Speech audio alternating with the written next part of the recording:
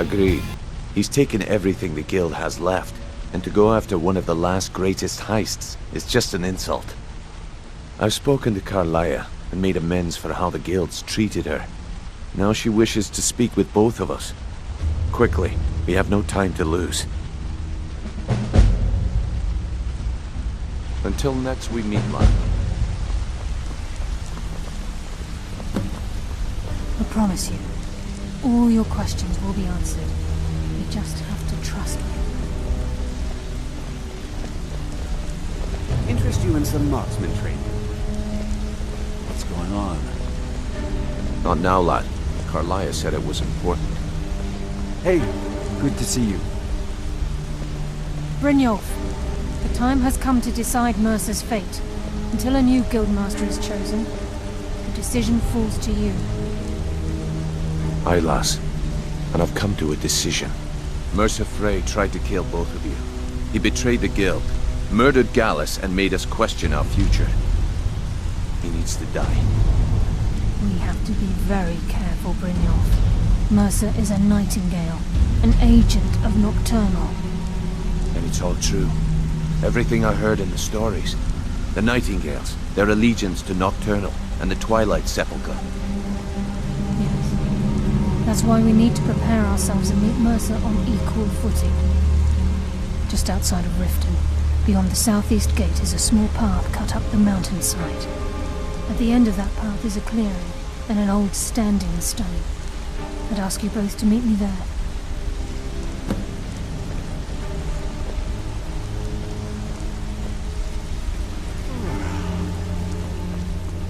What's going on?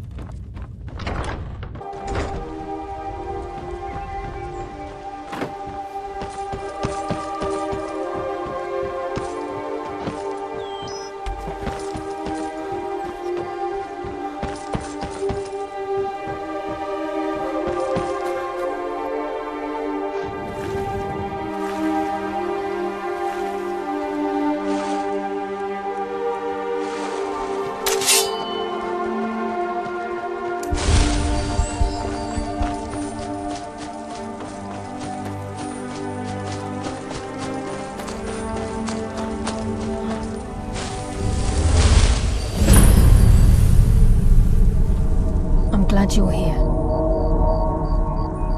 This is the headquarters of the Nightingales, cut into the mountainside by the first of our kind. We've come to seek the edge we need to defeat Mercer Frey.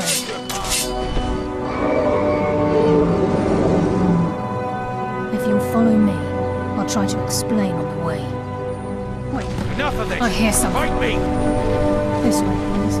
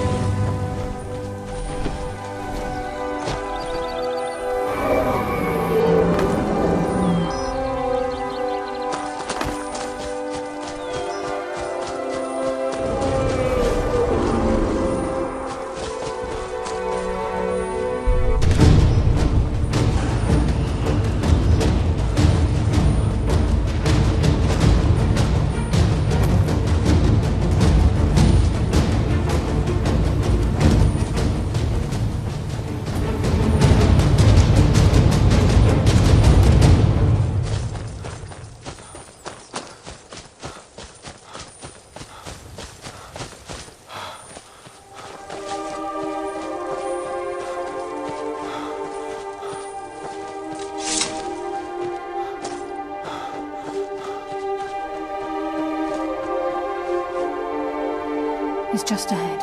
Please, keep following.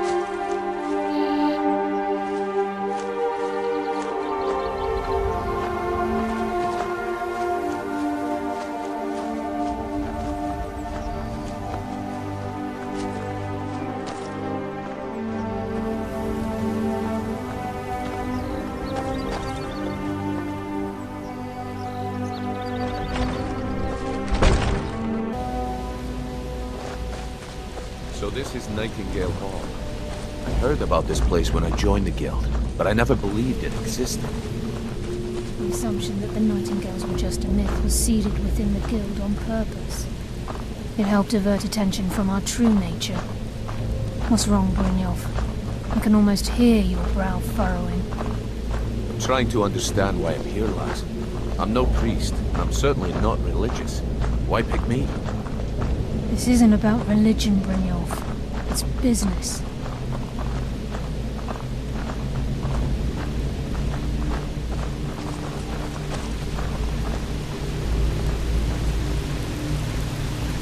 This is Nightingale Hall.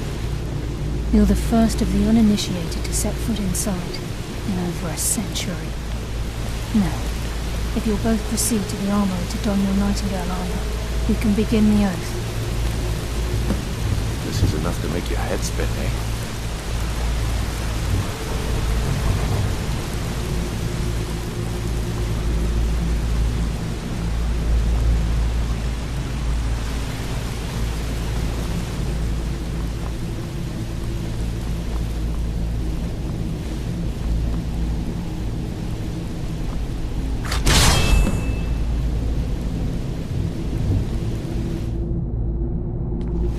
You appear hesitant to don your Nightingale armor.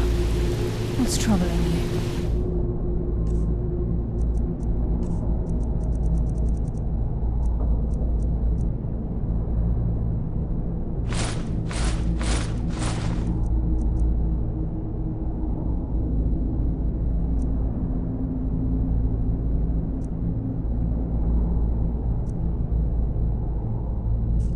This is enough to make your head spin, eh? You appear ready for the oath. This is enough to make your head spin, eh?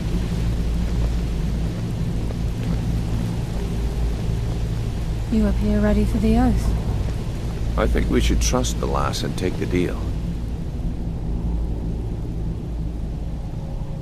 Gallus, Mercer Frey and I were once members of what's known as the Nightingale Trinity.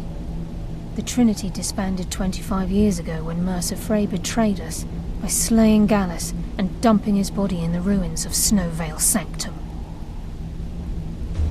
Indirectly, the Trinity is usually selected from the ranks of the Guild, although its existence is a closely guarded secret. The Nightingales protect the Temple of Nocturnal, a place known as the Twilight Sepulchre. She's the mistress of night and darkness, and the patron of every thief in Tamriel. Nocturnal isn't one for worship and reverence.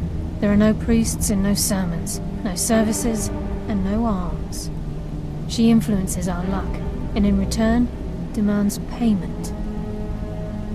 You're closer to understanding than you realize. The only difference is she doesn't demand payment in the traditional sense, and sometimes the cost can be quite high. Whether you know it or not, Nocturnal dictates how well we perform as rogues. Again, you have to think differently. Haven't you ever noticed how our luck behaves? Like a novice picking an impossible lock, or a blind man suddenly turning to face you as you reach for his pocket. It's through these subtle means that Nocturnal influences us. Nocturnal's whim is the greatest mystery to everyone. There have been volumes written on the subject. Does she exact payment when we die? When we suffer? Does she revel in our misery? No one knows. The return certainly seems worth the risk, though. It's my hope that you will, yes. This isn't about religion or destiny. This is nothing more than a business transaction between yourself and Nocturnal. Consider this An extremely risky job, but with a massive potential for profit. And you'll do fine. From the moment you were struck with my poisoned arrow at Snowvale Sanctum, my path changed its course. Perhaps I couldn't bring Mercer back alive, but together, we were able to clear my name and to put Gallus's memory to rest. I'd always intended Mercer's fate to ultimately be decided by the Guild, and it seems they've spoken. Proceed down the hall to the gate when you're ready.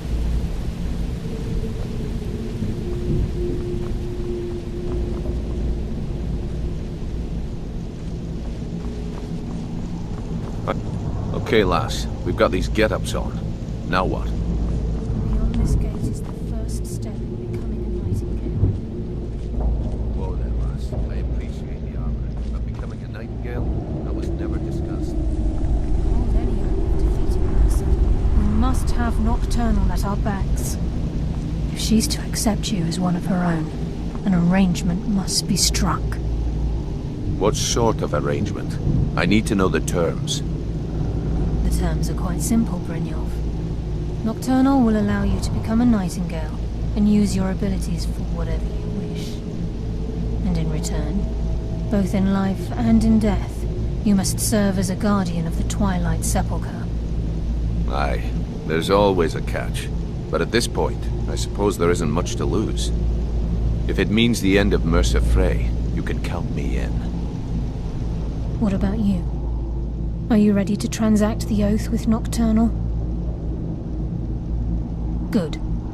After I open the gate, please stand on the western circle. Time's wasting, and Mercer's still out there. Let's get this show on the road. We'll speak when the oath is complete.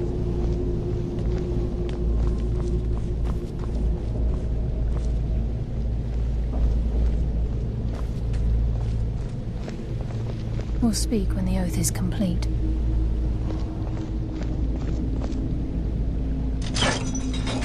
I think we should trust the lass and take the deal.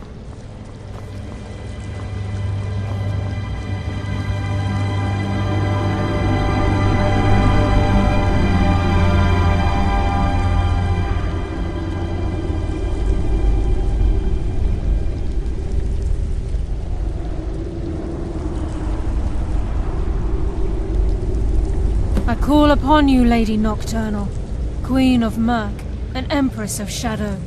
Hear my voice. Ah, Karliah. I was wondering when I'd hear from you again. Lose something, did we? My lady, I've come before you to throw myself upon your mercy, and to accept responsibility for my failure. You're already mine, Karliah. Your terms were struck long ago. What could you possibly offer me now? I have two others that wish to transact the oath, to serve you both in life and in death.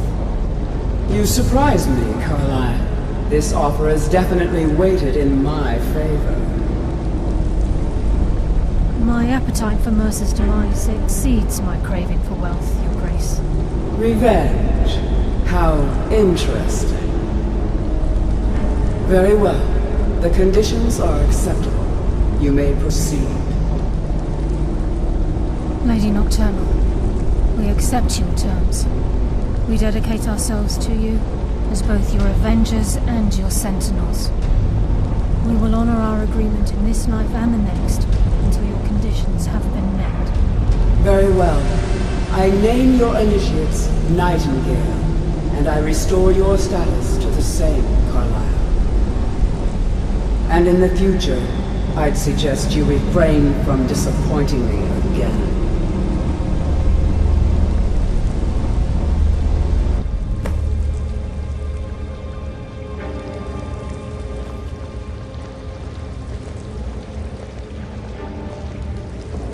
Now that you've transacted the oath, it's time to reveal the final piece of the puzzle to you.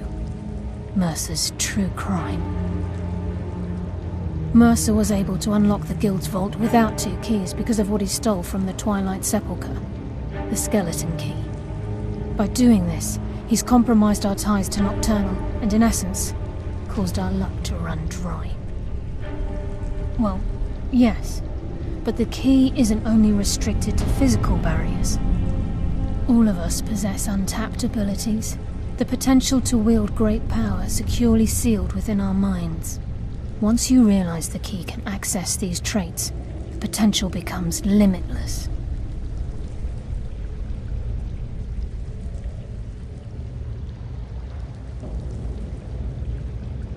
Although it would benefit the guild more than you can imagine, in the end it would do more harm than good. If the key isn't returned to its lock in the Twilight Sepulchre, things will never be the same for the guild. As time passed, our luck would diminish to the point of non-existence, and whether you know it or not, our uncanny luck defines our trade. Very true. In our line of work, it's quite rare we set out to return a stolen item to its rightful owner. Before we depart, Brynjolf has some business to discuss. I suggest you listen to him. Listen, lad. There's one last piece of business we need to settle before we go after Mercer. The leadership of the guild. Listen, lad. There's one last piece of business we need to settle before we go after Mercer. The leadership of the guild. Karliah and I had a long discussion before you arrived here. Thanks to your efforts, Mercer's treachery has been exposed. After we deal with him, all that remains is restoring the guild to its full strength. As a result, we both feel that you have the potential of replacing Mercer as leader of the Thieves Guild. I've been at this game a long time, my friend. A long time. I've stolen trinkets from nobles and framed priests for murder. I'm good at what I do, maybe even one of the best, but it's all I know. I've never been one to lead, never desired it, never cared for it, don't want it. Well, we have a bit of an errand to run before your coronation, so don't get sentimental on me now. Then it's decided. When this is all over and Delvin's contacts assure me that we've regained our footing in Skyrim, we'll handle the details. Until then, we have quite the task ahead. I've been poring over the plans you brought us, and I'm convinced the eyes of the Falmer are in the Dwarven ruins at Erkenthand. Karliah and I will meet you there. Prepare yourself, lad. This will be a fight to remember.